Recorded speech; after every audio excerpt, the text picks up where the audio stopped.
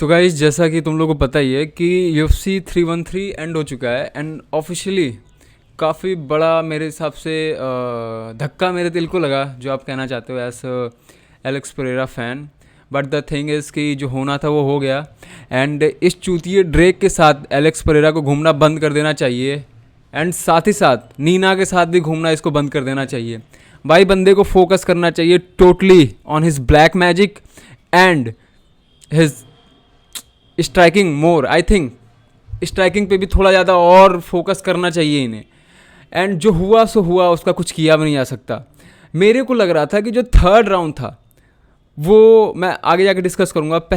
इससे पहले मैं मेन कार्ड की 2 फाइट्स को और डिस्कस करना पसंद करूंगा। सबसे पहले मैं बात करना चाहूँगा किंग ग्रीन वर्सेस रूफी की फ़ाइट की।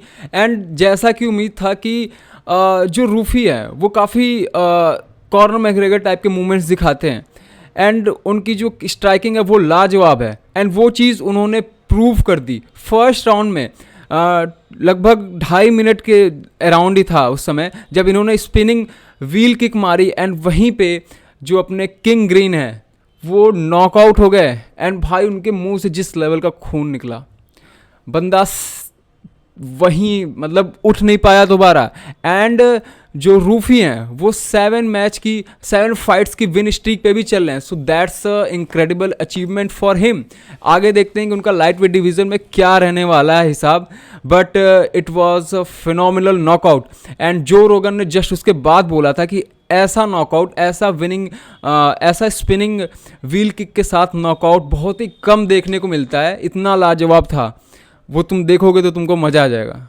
अब बात कर लेते हैं सेकंड फाइट के बारे में, जो मेरे को काफ़ी ज़्यादा पसंद आई थी। सब लोग के जो फेवरेट थे, जो एक्सपर्ट्स थे, उनके जो फेवरेट थे वो थे राफेल फिजी। बट मेरे को लग रहा था कि भाई जस्टिन गेजी के पास काफ़ी ज़्यादा चांस है ये फाइट जीतने का, because he is the highlight. बंदा हमेशा फ़ैन फेवरेट रहता है, चाहे जो सिचुएशन क्यों ना हो। उस बंदे ने वो किया जिस काम में वो बेस्ट है। इस बंदे का अपर कट इतना खतरनाक होता है। पहला राउंड भले ही राफेल फिजी ने डोमिनेट किया, बट सेकेंड राउंड से जो कमबैक किया वो काफ़ी लाजवाब था। Justin Gaethje is the man.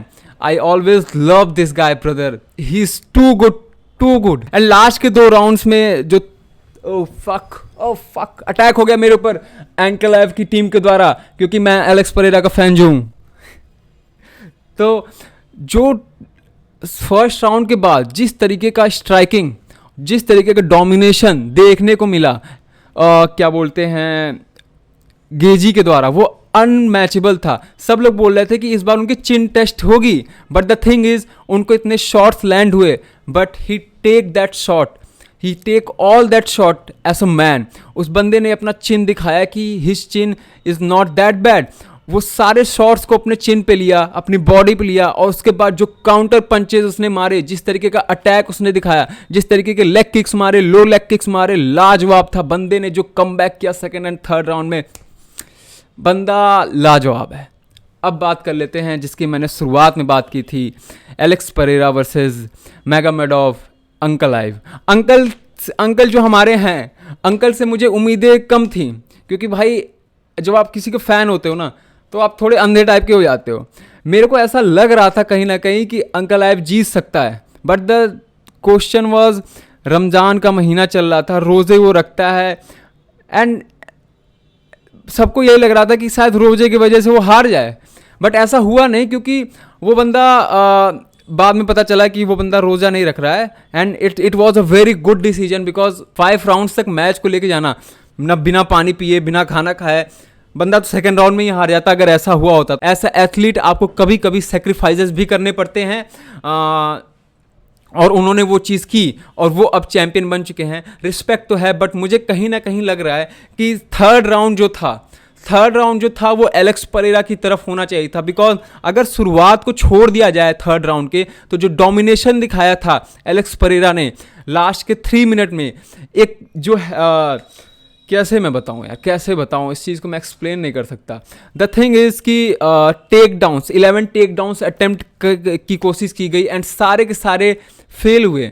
जो जितने भी टेक डाउन्स अंकलाइव ने किए, and the defence of Alex Pereira was so good against Ankalaev. भाई एक चीज़ बताऊं, पूरी की पूरी फाइट बोरिंग थी। दोनों के दोनों एक दूसरे से स्ट्राइकिंग के मामले में क्या बोलते हैं, डिस्टेंस मेंटेन करके रख रहे थे। दोनों की स्ट्राइकिंग गुड थी, जिसकी वजह से 2 राउंड्स में अंकल आइब ने क्या किया कि वो टेक डाउन्स पे गए, एंड वहाँ पे वो 2 राउंड्स क्लियरली अंकल आइब के हक में जाते हैं। एंड जब बात आती है स्ट्राइकिंग के मामले में, तो स्ट्राइकिंग मेरे को जो फील हो रहा था फर्स्ट राउंड में, थर्ड राउंड में और फिफ्थ राउंड में, कि वो काफ़ी ज़्यादा बोलते ना सोच समझ के स्ट्राइकिंग की जा रही थी।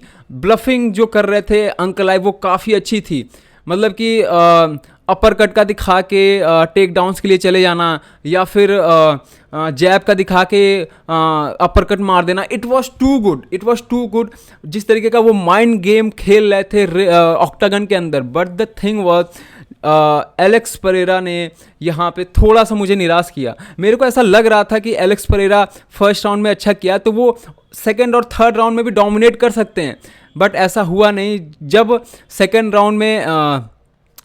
राउंड के तो लास्ट में ऐसा लगा था कि एलेक्स परेरा नॉकआउट हो जाएंगे, बट कोई बात नहीं, जो हुआ सो हुआ। मेरे को जो लगता है कि मेरे को जो शुरुआत में फील आया, इट वॉज लाइक कि भाई रॉबरी हुई है, यहाँ पे गलत हुआ है एलेक्स परेरा के साथ। जब मैं थर्ड राउंड को बाद में बैठ के अभी मैं एनालिसिस कर रहा हूँ, उसको देख रहा हूँ, तो मुझे लग रहा है कि थोड़ा सा एज था जो शुरुआत में, और जिस तरीके का डोमिनेशन थर्ड राउंड पे दिखाया था मैगोमेडोव ने, एंड जो लास्ट के 15-20 सेकंड जिस तरीके का गेम उसने खेला क्या बोलते हैं अपने एलेक्स परेरा के साथ, वहाँ पे उन्होंने वो एज ले गए। बाकी जो इस फाइट के बारे में ओवरऑल बात कर ली जाए, तो ये फाइट इतनी ज़्यादा बोरिंग थी कि मैं बोल नहीं सकता। हगिंग जो होता है ना, हगिंग कंपटीशन लग रहा था, हगिंग कॉन्टेस्ट लग रहा था, बस गले मिल रहे हैं ऐसा लग रहा था। भाई रेसलिंग कभी भी फाइट को बोरिंग क्यों बना देती है, मुझे आज तक समझ नहीं आया। रेसलिंग जब भी बंदा स्टार्ट करता है तो वो फाइट बोरिंग हो जाती है, दैट्स अ फैक्ट। आपको ये चीज़ समझनी पड़ेगी। एंड जो भी है,